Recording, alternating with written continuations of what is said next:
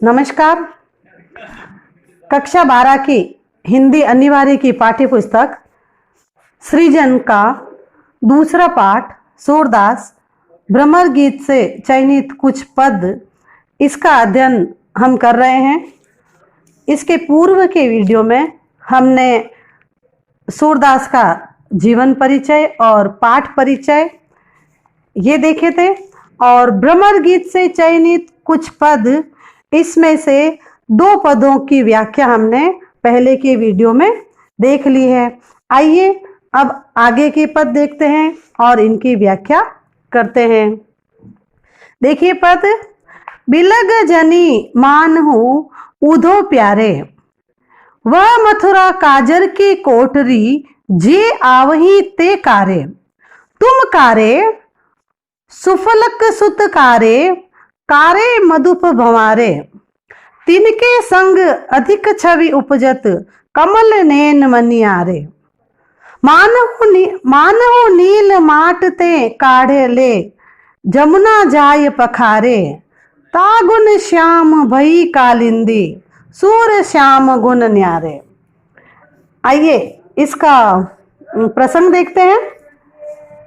ये पद सूरदास द्वारा रचित भ्रमर गीत से चयनित पदों से लिया गया है।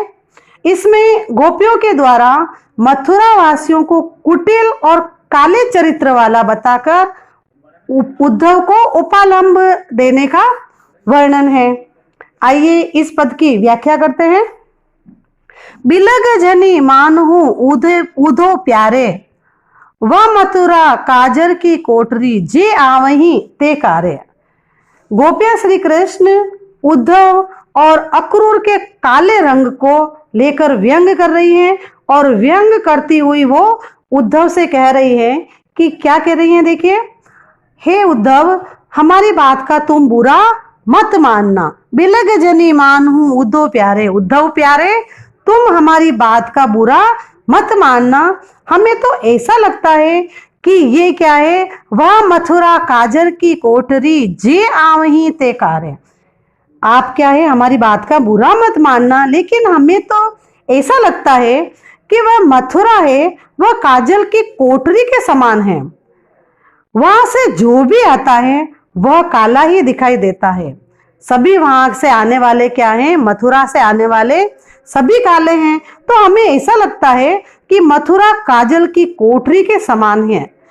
तुम देख लो, जैसे तुम ही देखो, तुम काले हो, अक्रूर काले हैं, है ना। क्या करे कह रहे गोपियां, देखिए, तुम काले, सुफलक सुत कारे, अक्रूर काले हैं, कारे मधुप भंवारे, और जो भंवरे हैं वो भी क्या है, काले हैं।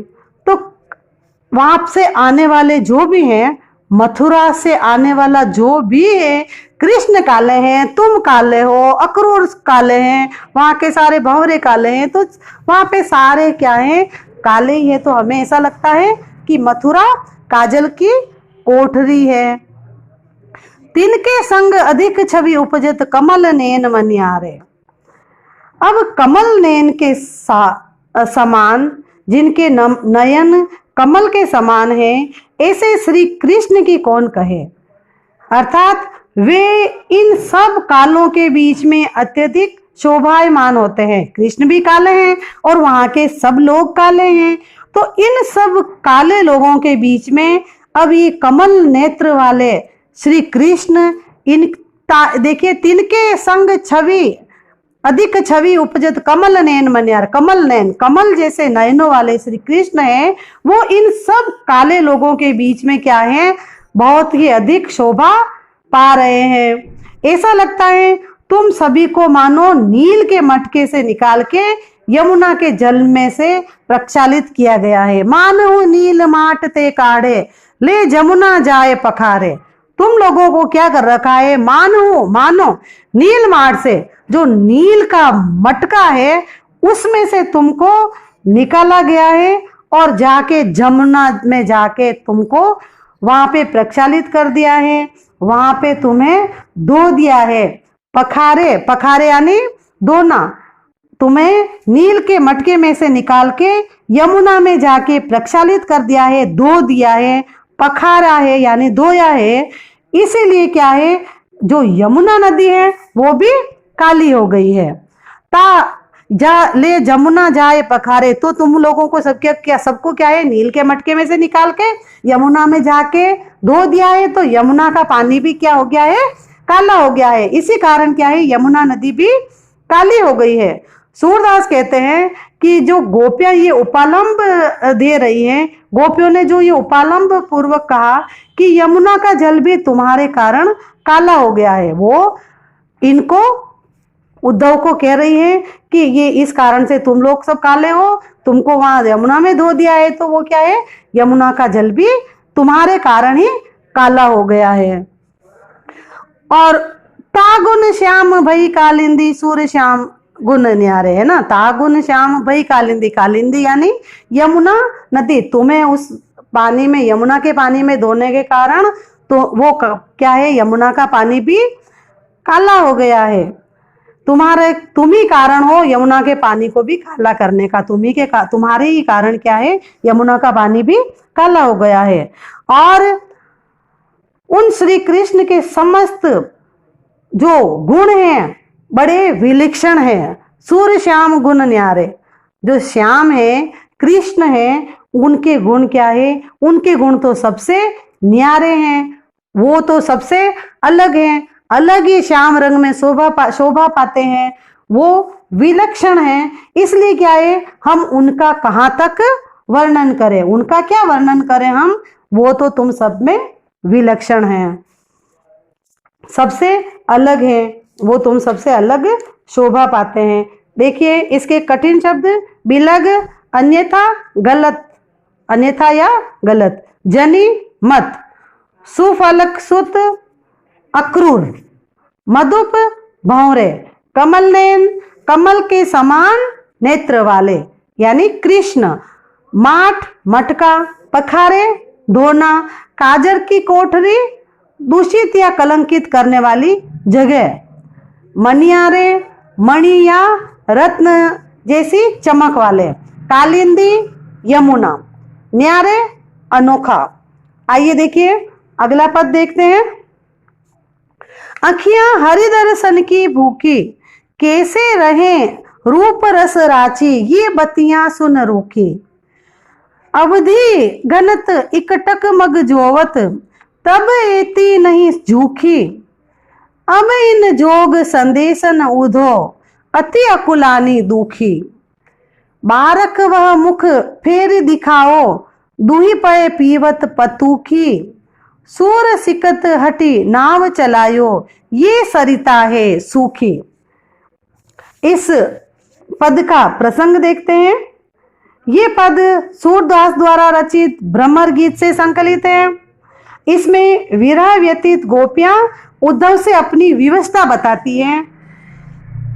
इसकी व्याख्या देखते हैं। आइए। अखियां हरि दर्शन की भूखी, गोपियां उद्धव से कह रही हैं कि हमारी आंखें तो प्रियतम कृष्ण के दर्शनों की भूखी हैं। अखियां हरि दर्शन की भूखी, हमारी आंखें तो हमारे कृष्ण को देखने की भूखी हैं। और तुम्हारे जो निर्गुण साधना रूपी रुखी बातें हैं, ये हमारे श्री कृष्ण के रूप रंग रस में रंगी हुई आंखें कैसे रह सकती हैं, कैसे संतोष रख सकती हैं। प्रियतम कृष्ण के मथुरा से लौट आने की जो अवधि है, उसकी गणना करने एक तक जो हम उनका राह देख रहे हैं, उन राह देखने से भी हमारी आंखें इतनी व्यथित नहीं हुई हैं, इतनी दुखी नहीं हैं, जितनी कि तुम्हारी रूखी बातों से हम हैं दुखी हैं। कैसे रहे रूप रस राची, ये बत्तियां सुनी रूखी। तुम्हारी जो रूखी बत्तियां हैं, हमारी आंखें तो क्या हैं, कृष्ण के रूप रंग से रची हुई हैं। और ये तुम्हारी रूखी बातें सुन के ये कैसे संतोष, हमारी आंखें कैसे संतोष कर सकती हैं। अवधि घनत एक टक मग जोवत, तब एती नहीं झूठी। अब क्या है, हम तो उनके आने की, कृष्ण के मथुरा से लौट आने की अवधि की गणना कर रहे हैं, एक टक उनका आने का राह देख रहे हैं, आने की राह देख रहे हैं, उनके आगमन की हम प्रतीक्षा कर रहे हैं। और ये आंखें हमारी उस रास्ते की तरफ लगी हुई है। फिर भी हमारी आंखें इतनी व्यथित नहीं हुई, लेकिन जितनी ये जो तुमने रूखी बातें की हैं, इन रूखी बातों से हमारी आंखें दुखी हो गई हैं। हम तुम्हारी रूखी बातों से दुखी हो गए हैं।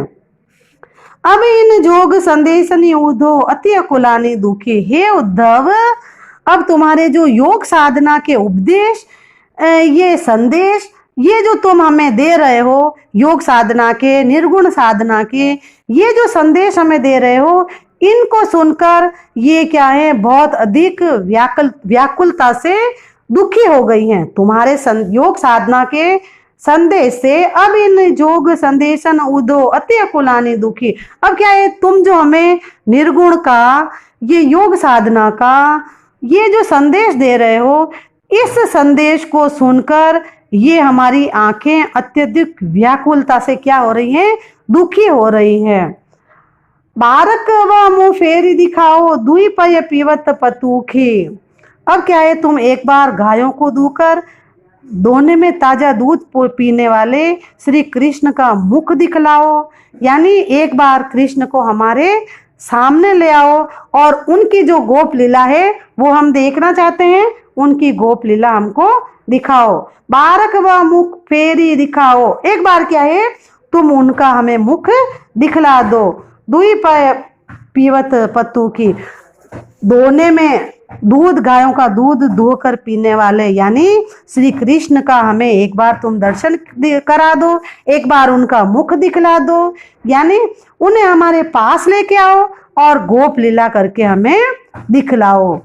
सूरदास कहते हैं, सूर सिकत हटी नाव चलाओ, ये सरिता है सूखी। सूरदास जी कह रहे हैं, क्या कह रहे हैं कि गोपियां कहती है कि हे उद्धव, हम तो श्री हरि के बिना सूखी नदी के समान हैं, कृष्ण के बिना, है ना, हम कृष्ण के बिना क्या हैं, एक सूखी नदी के समान हैं। जिस नदी में बिल्कुल पानी नहीं है, नदी सूख चुकी है, उस नदी के समान है हम तो, सूखी नदी के रूप में हैं हम, क्योंकि हमारे कृष्ण यहाँ नहीं है, इसलिए हम सूखी के, उनके बिना सूखी नदी के समान है।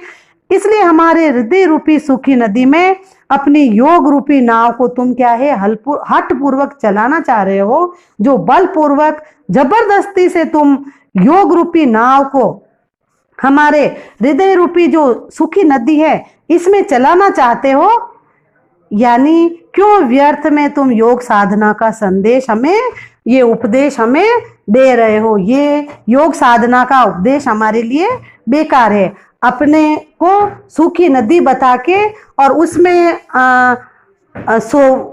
ये उद्धव द्वारा योग की हठपूर्वक नाव चलाने को गोपियां क्या कह रही है कि जो ये योग साधना है, इसका जो उपदेश दे रहे हो, ये क्या है, हमारे लिए बिल्कुल व्यर्थ है, बेकार है। आइए इसके कठिन शब्दार्थ देखते हैं। रांची, रंगी हुई, अवधि, समय, मग, रास्ता, जूखी, पछताई या दुखी हुई। बारक, एक बार।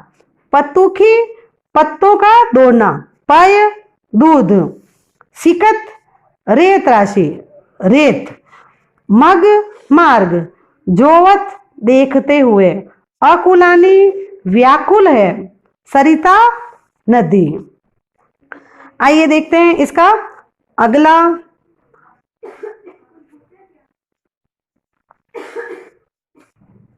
ये पद, निर्गुण कौन देश को वासी, मधुकर हंसी समुझाई सोह दे, बूझती साँच न हासी। कोहे जनक जननी को कहियत, कौन नारी को दासी। केसो वरन भैंस है केसो, के ही रस के में अभिलाषी। पावे गो पुनि कियो आपनो, जोरे करे गो घासी। सुनत मोनवे रहियो ठगोसो, सूर सबे मति नासी। इस पद का देखिए प्रसंग देखते हैं ये पद सूरदास द्वारा रचित भ्रमर गीत से चयनित पदों से लिया गया है। इसमें गोपियां अपने भोलेपन के साथ ही अपना वाक चातुर्य उद्धव के ब्रह्म ज्ञान वाक चातुर्य से उद्धव के ब्रह्म ज्ञान की खिल्ली उड़ा रही हैं।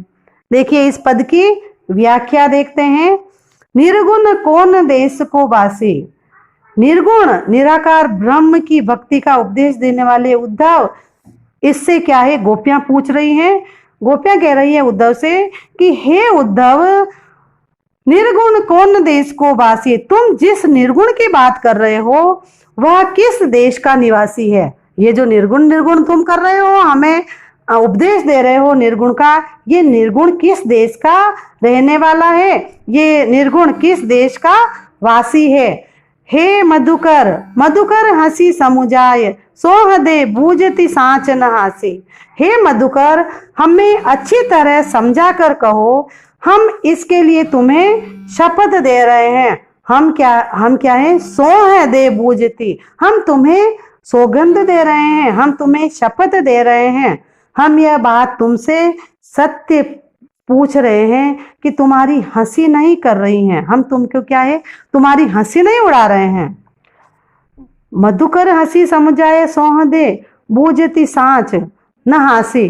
हे मधुकर, हे उद्धव, हम तुम्हारी हंसी नहीं उड़ा रहे हैं, हम तुम्हें सौगंध देकर सच सच तुम्हें पूछ रहे हैं, तुम्हारी हंसी नहीं कर रहे हैं।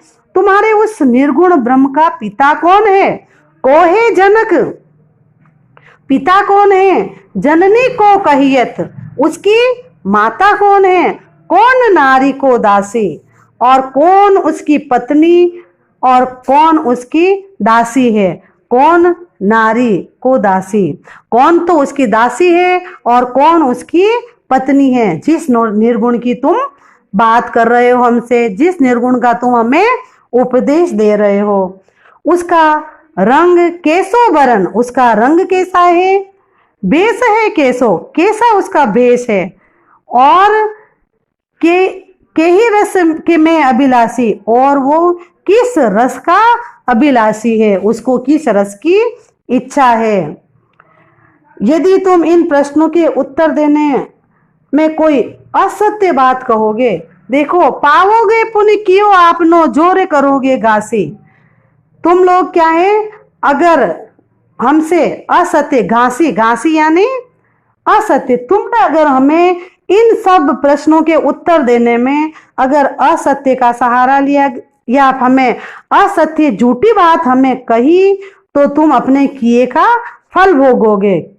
पाओगे पुण्य क्यों आपनो जोरे करोगे घासी। जो तुमने असत्य का सहारा लिया, हमने जो पूछा है तुमसे, इसका तुमने असत्य बात कही अगर, तो तुम अपने किए का फल भोगोगे। सुनत मौन वे रयो ठग्यो सो, सूर सबे मति नासे। भक्त कवि सूरदास इसका कहते हैं, वर्णन करते हैं कि गोपियों के ऐसे वचन सुनकर उद्धव ठगे गए व्यक्ति के समान मौन हो गए। सुनत मौन वे रयो ठग्यो सो, जैसे कि उनको किसी ने ठग लिया हो, ठगे हुए व्यक्ति की तरह क्या है, वो मौन हो गए, चुप हो गए और कुछ उत्तर नहीं दे सके। गोपियां जो कह रही है उनको, उसका कोई उत्तर वो नहीं दे पाए, और उनको ऐसा लगने लगा कि गोपियों ने जैसे उनकी समस्त जो बुद्धि है उसको ही नष्ट कर दिया है। उद्धव बहुत बुद्धिमान थे, लेकिन जो गोपियां उनके सामने एक एक तर्क रख रही हैं, एक एक प्रश्न कर रही हैं और वापस उसका उत्तर उनसे देते हुए नहीं बन रहा है, वो अपने को आपको ठगा हुआ सा महसूस कर रहे हैं और कुछ बोल नहीं पा रहे हैं, गोपियों की बात का कोई उत्तर नहीं दे पा रहे हैं। तो ऐसा लग रहा है कि इनकी क्या है, उनको ऐसा लगा कि इन गोपियों की है सारी बुद्धि ही नष्ट हो गई है, क्योंकि निर्गुण ब्रह्म यानी निराकार ब्रह्म की साधना संसारिक जो मोह माया है उससे परे है। उसका कोई रंग नहीं है, उसका कोई रूप नहीं है, माता पिता पत्नी दासी का तो प्रश्न नहीं उठता है। और ये सारे प्रश्न क्या है, उद्धव से गोपियां कर रही हैं, तो वो सोच रहे हैं कि ये क्या, इनकी क्या बुद्धि ही सारी नष्ट हो गई है, जो ये मुझसे ऐसे प्रश्न पूछ रही है। उद्धव सोच रहे हैं वो क्या है, बिल्कुल निरुत्तर हो गए, क्योंकि जो निर्गुण ब्रह्म है उसका तो कोई रूप रंग आकार कुछ नहीं है। तो वो सोच रहे हैं कि ये तो क्या है, बुद्धि इनकी बिल्कुल भी नष्ट हो गई है, जो ये मुझसे इस तरह के प्रश्न पूछ रही है। देखिए इसके कठिन शब्द, जनक पिता, जननी माता, वरण रंग या वर्ण, घासी असत्य या कपटपूर्ण बात, ठग्यो ठगा हुआ, बासी निवासी, सौहदे सौगंध देना, बूझती पूछती हूँ, बेश वेशभूषा, मति बुद्धि। अब देखिए अगला पद देखते हैं। बिन गोपाल बेरनी भई कुंजे, तभी लता लगती अति शीतल, अब भई विषम ज्वाल की पुंजे, वृथा बहती जमुना खग बोलत, वृथा कमल फूले अली गूंजे, पवन पानी घनसार संजीवनी दधि सुत किरण, भानु भई बूंजे, ए उधो कहियो माधव सो, बिरा कदन करी मारत लूंजे, सूरदास प्रभु को मग जोवत, अखियां भई बरन जो गूंजे। ये देखिए इस पद का प्रसंग देखते हैं। ये पद सूरदास द्वारा रचित भ्रमर गीत के चयनित पदों से लिया गया है। इसमें गोपियों की विरह व्यथा का वर्णन कर उनकी व्यथित मनोदशा की अभिव्यक्ति, मार्मिक अभिव्यक्ति की गई है। आइए पद की व्याख्या देखते हैं। बिन गोपाल बेरन भई कुंजे, ये जो विरह व्यथा से पीड़ित गोपियां हैं, विरह व्यथा से पीड़ित गोपियां प्रियतम श्री कृष्ण का स्मरण करके उनको याद करती हैं, हुई कहती हैं कि गोपाल के अभाव में, कृष्ण के अभाव में जो रस युक्त क्रीड़ाओं के आधार ये कुंज हैं, ये भी आज हमारे लिए क्या हो गए हैं, शत्रु हो गए हैं। तब ये लता लगती अति शीतल, अब भई विषम ज्वाल की पूंजे, ये जो बिन गोपाल बेर नहीं भई कुंजे, ये जो कुंज है ये तो गोपाल के बिना, कृष्ण के बिना हमारा शत्रु लगता है।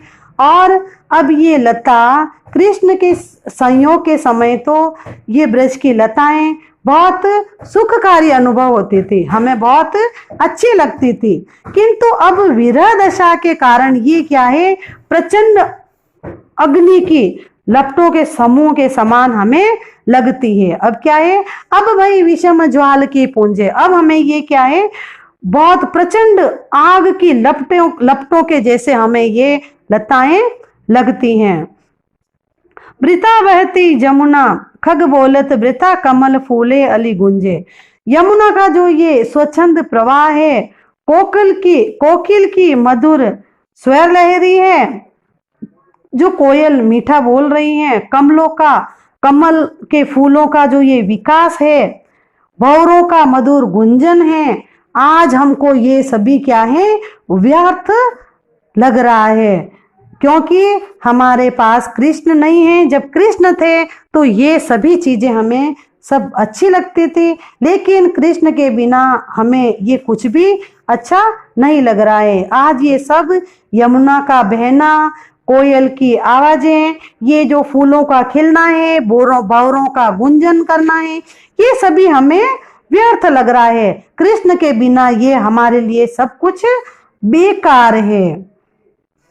पवन पानी घनसार संजीवनी दधि सुत किरण, भानु भई बूंजे, शीतल पवन, कपूर और ये जो चंद्रमा की अमृतमय किरणें हैं, ये समस्त शीतल जो चीजें हैं आज हमें सूर्य की किरणों के समान ताप दे रही हैं, है ना। ये क्या है, किरण भानु भई बूंजे, ये सूर्य की किरणों के समान, ये जो सारी शीतल चीजें हैं, है ना, जो शीतल चीजें कौन कौन सी है, शीतल पवन, ठंडी ठंडी हवा, कपूर ये भी शीतल हैं, चंद्रमा की किरणें हैं ये भी शीतल हैं। लेकिन आज कृष्ण के बिना ये सारी शीतल चीजें भी हमें सूर्य की किरणों के समान ताप दे रही हैं, सूर्य की किरणों के समान हमें उष्ण लग रही हैं।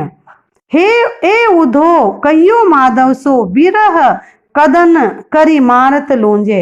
हे उद्धव, नंदलाल से कहना, श्री कृष्ण कैसे कहना कि उनके विरह ने कचोट कर हमको क्या कर दिया है, विकलांग बना दिया है। क्या बना दिया है हमको?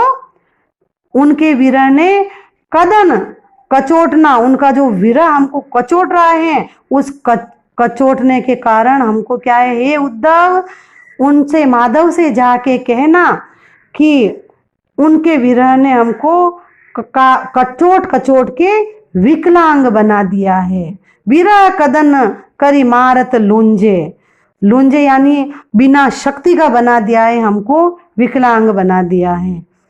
लुंजे अशक्त कर दिया है, शक्तिहीन कर दिया है। तो हे उद्धव, नंदलाल से जाके कहना कि उनका विरह है वो हमें कचोट रहा है और उस विरह ने हमको शक्तिहीन, सामर्थ्यहीन, विकलांग बना दिया है। सूरदास प्रभु को मग जोवत अखियां भई भरन जो गूंजे। सूरदास जी कहते हैं कि गोपियां कह रही हैं कि जो श्री कृष्ण है, इनकी बाट जोती ये आंखें जो उनका रास्ता देख रही हैं कि मथुरा से लौटकर कब कृष्ण आएंगे, ये बाट जोती हुई आंखें हमारी क्या हो गई हैं, गुंजा के समान लाल रंग की हो गई हैं। आंखियां भई बरन जो गूंजे, बरन कैसे हो गई है, गुंजा की तरह, गुंजा के समान हमारी आंखें क्या हो गई हैं, बाट जोते जोते, कृष्ण का इंतजार करते करते, उनका रास्ता देखते देखते कि अब कृष्ण आएंगे, अब कृष्ण आएंगे, ये आंखें मथुरा के रास्ते के ऊपर ही टिकी हुई हैं और उनकी बाट जोते हुए हमारी आंखें क्या हो रही है, गुंजा के समान लाल रंग की हो गई है। यानी उनके वियोग में हम जीवित ही मृत्यु तुल्य हो गई हैं। हम जीवित हैं लेकिन मृत के समान हैं। हम मृत हो गई हो यानी शक्तिहीन हो गए हम तो कृष्ण के बिना, तो हम तो जीवित होते हुए भी मृत तुल्य हो गई हैं। देखिए इसका कठिन शब्द, विषम, भयानक, ज्वाल, आग की लपटें, घनसार, कपूर, दधिसुत, चंद्रमा, भानु, सूर्य, बरन, वर्ण या रंग, गूंजे, गुंगुची, कदन, कचोटना, बेरिन, शत्रु, पूंजे, समूह, बूंजे, जला रही हैं, लूंजे, अशक्त, शक्तिहीन। ये भ्रमर गीत से चयनित कुछ पद सूरदास पढ़ा हमने, इसके पदों की व्याख्या की। अगला पाठ हम अगले वीडियो में देखेंगे। धन्यवाद।